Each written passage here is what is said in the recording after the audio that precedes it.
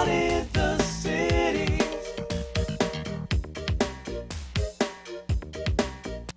an event that keeps you entertained all week, EAA Air Venture. Let's check back in with Fox 11's Chad Doran, who is live in Oshkosh with more. Good morning, Chad. Good morning, Emily. Good morning, Pete. You're right. It's all kinds of entertainment out here, from planes to stories, seminars, all kinds of really great stuff going on out here. We're still in the Warbird section. Like I was telling you guys before, the P-51 is kind of my favorite plane. There's actually one that's going to be taken off here just behind us. Now, there were a group of about 4 or 5 pilots that went out just a couple of minutes ago.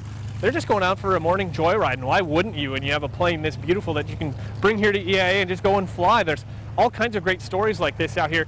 And one really unique one I want to tell you guys a little bit about, as we see some of the P-51s, they're just going flying over us right now there. This plane right here, this is an A-36 Apache. Now, this is one of 3 left in the entire world. This plane was built in the early 1940s and was used in World War II. I'm just going to give you guys a little bit of a history lesson, because that's what I like to do.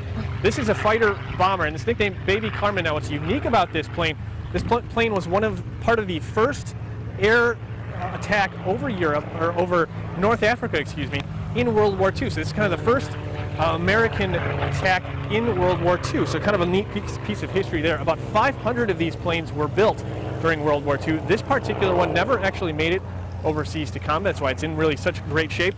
And this plane, when it was built, cost $50,000. Worth a lot more than that right now, as all of these planes are, not just in the value of these planes, but also the history. It's really one of the neat things when you talk to the guys who restored these planes, hearing the history about not only the planes themselves, but also the pilots that flew these. We told you about, a cool story about the pair of brothers who became World War II aces just a little while ago. Lots of really great stuff like that going on all over the place here. And we're going to tell you about really one more cool story coming up a little bit later in the show, guys. Something that the EAA is doing for the very first time. And it really has, as everything does, a lot to do with planes, but it's something kind of unique, and we'll tell you about that coming up a little bit later in the show.